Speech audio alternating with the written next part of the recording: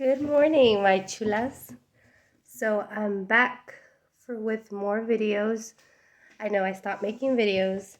Like I just started. I'm a new YouTuber, and I hope y'all can like this video and subscribe. And I will try to post a little bit more of my content, which is a little bit random because I don't even know what I'm focusing on. Besides, like my kids, obviously. Oh my god, they drive me nuts. Okay, so anyways. So a few weeks ago, after that last video that I posted, my Kayleen Alexandra, that's her name, she is 1 month and a half. She got a cold. And you can imagine how scared I was, because she can't take any medications and she's a baby. She's very, very tiny, and I was scared. And then, sorry. Just want to cry sometimes because it's hard. It's hard when your newborn gets sick and you can't do anything about it. Luckily she got out of it. It took her it was kind of fast, a week and a half. All I did was just keep her hydrated. I breastfed her a lot more.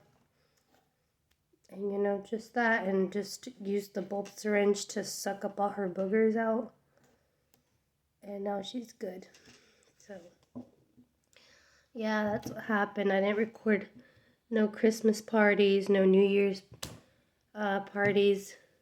Because of that, she was going through a nasty, nasty cold. And the worst part was that once she got that cold, I got it. I got it like a week after hers. When she's got better, I got the cold. And so I was with a mask, with the sore throat, no boogers, but very, very sore throat, cough. And it was not good because if she just got better, her immune system was probably very, very, low.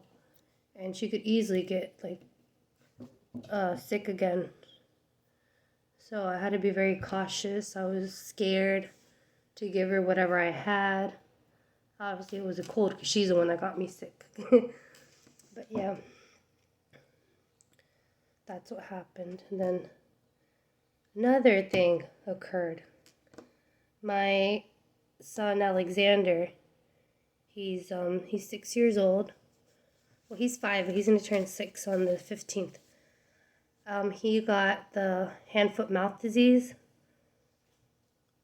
My kids have never ever had that, and I have 4 kids. I mean, my newborn's my 4th, but from my first 3, they've never had that hand, foot, mouth disease, and it was bad.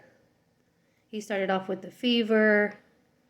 He started getting a sore throat. He couldn't eat, he couldn't drink, and it was difficult. I mean, Kayleen had just gotten over her cold, and then now Alexander was over here with I don't know what. I didn't even know what it was. Okay? So in my head, I'm like, maybe he caught some type of infection from school, because it was the last day that he went, that last day before winter vacation from school. He started getting a fever, sore throat. He said he got a headache, and when he said headache, I immediately thought, oh no, he has COVID.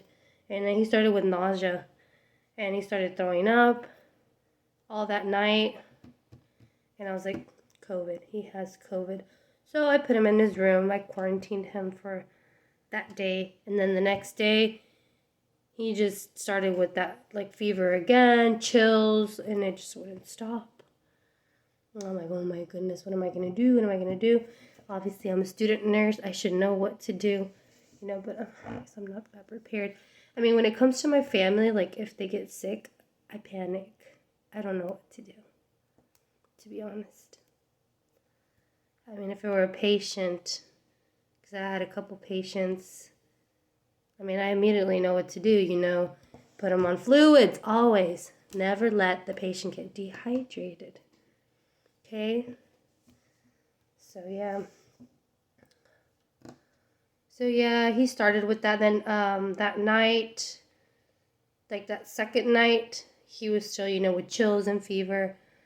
And I'm like, I'm going to go look at him a little bit more, examine him, and see if there's any other thing that I'm missing. So I look at his body, his head, I touch it. I look inside his mouth. I flash the little light inside his mouth, and I see it's like very, very sore. He has these bumps, but it's not strep. So I knew it was not strep because it was not like strep. This is a little bit different. They were more like, how would I say, boils? Boils, I guess, or I don't know. But they were like big bumps inside his throat. So I looked at his hands, checked his cap refill, and I checked his heart rate, not the blood pressure because I don't have a cuff, but I did, just do a head to toe exam on him. And then I saw that he had like some little like pedicay on his hand here. It wasn't like bumps, like actual bumps, but it was like kind of like if it was like just like dots, like red dots, like that pedicay that's called, I think. So yeah, he had that. And then I looked at his feet. He had the same thing on there. And then I'm like, okay, I don't know, maybe the fever caused this. I don't know. So then, I went on Google, I searched, and I'm like, okay, he may have hand, foot, mouth disease. That's what I thought. I'm like, that virus. I'm like, I think it's that. Then the next day after that, this is the third day, he started getting bumps around his mouth, his chin, his mouth, like everywhere. That's, I'm like, okay, so you have the Coxsackie virus or whatever it's called. So yeah, like obviously there's nothing I can do for him. It's a virus, we can't treat it. Besides, obviously that's acetaminophen, ibuprofen, just to keep the fever down. And that's about it. I mean, there's nothing else we can do. I mean, a virus we can't cure with antibiotics. So yeah, so I put him in the room, had him in there by himself. I would bring him his food. He stayed there for like a couple more days. And he was just like, he didn't even want to come out, like, because he felt so, like, weak. And usually Alex is he's my headache. My beautiful headache, though, because I love him. But he's very, very hyperactive. He has this thing that he's just, like, bouncing around the house. He just nonstop. Anyways, then after that, when Alex was still, like, going through his virus thing, all of a sudden my other baby, Christian, he started getting a fever. Excuse me, sorry. And a sore throat. And I'm like, no, please, no, not him. I was like, what did I do wrong? I was like, I quarantined Alex. Why did Chris get sick too? So I waited also. And I just monitored him. And sure enough, like the next day after that, Chrissy started getting bumps, the same thing, on his hands. But it was less than Alex. Alex's whole butt was filled with boils. It was like very bad. All his butt. And he was telling me that it was itchy, but I didn't know what it was at first. I thought maybe it was like the detergent that probably caused some type of allergic reaction on his skin. But it was that hand, foot, mouth disease. So Chrissy, let's go back to Christian. So yeah, he started with the fever, not throwing up, just fever, sore throat, and the itchy palms and the soles of the feet. And yeah, so Chrissy got the bumps, and he got a lot on his hands. That was the worst. Alex got mostly on his mouth and on his butt. It was bad.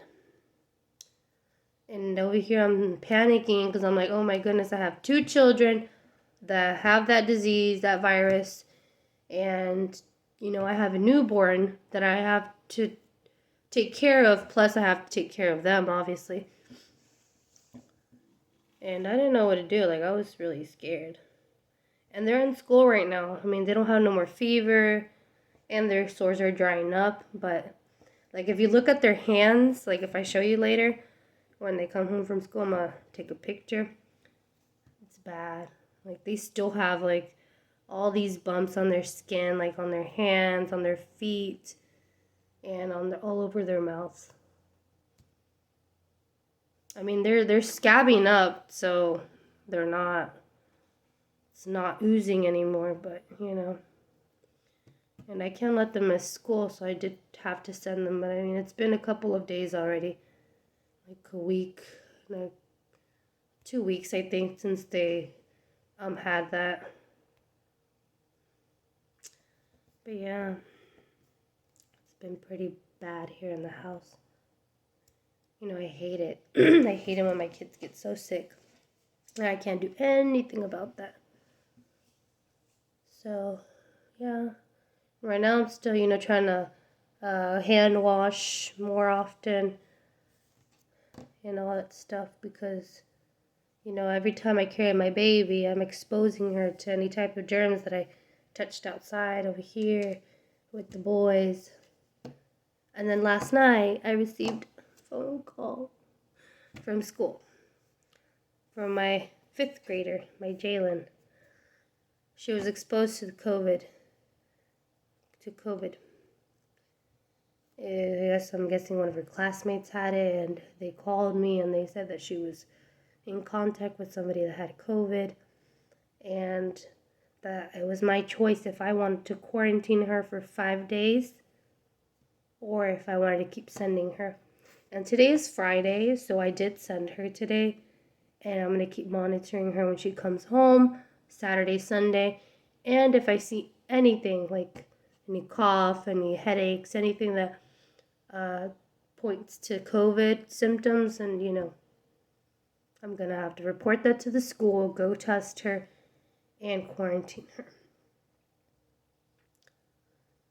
We've never had COVID, okay? None of us. So this is like scary because my kids are not vaccinated. I'm vaccinated, but my kids are not.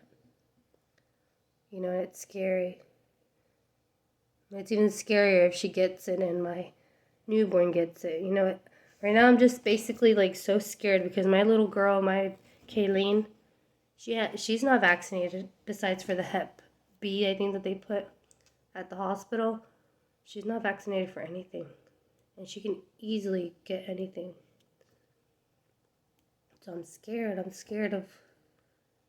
trying to protect her as much as I can, but it just seems like I'm exposing her to so much things, like everything, all these diseases. It's scary.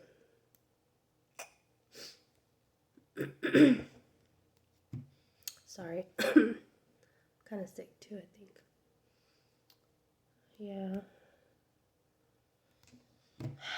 Also, I did want to talk about me. So I'm going back to school. I'm starting school on the 10th. I'm excited. Oh my goodness, I swear. I'm excited and I'm nervous because, I don't have a babysitter for my newborn right now, for Kayleen. And, it's kind of stressful to think about school, trying to focus on school and focus on, who's going to take care of my baby while I'm at school. It's Tuesdays and Thursdays that I have to be there. I think the first 2 weeks the teacher said that, so Tuesdays, we always go Tuesdays, okay, from 12 to 4 p.m. And then Thursdays, it's supposed to be a virtual class. But for the first 2 weeks of the school, we have to go Tuesdays and Thursdays. So I'm trying to see who can take care of my baby while I go to class. And it's pretty difficult. And I've been, the first subject right now that we're studying is cardiac. So everything related to the heart. And I am so lost. Like yesterday, I started doing notes. I try to understand everything about the heart, four chambers, about the left side being the oxygenated and the right side being unoxygenated, the Purkinje fibers and all this chordate tendinate. I don't know what's going on. I'm lost. I'm still trying to learn everything, and I don't think I'm good at this. Cardiac is like, not for me. My focus is on being a labor and delivery nurse. That's me, So I want to focus on. But obviously I got to get whatever job they give me, whatever it's available. I can't just say, okay, I'm graduating, I'm going to work as a nurse in labor and delivery, which I know that's not possible. I think we have to at least get a few years working in med surg first before we actually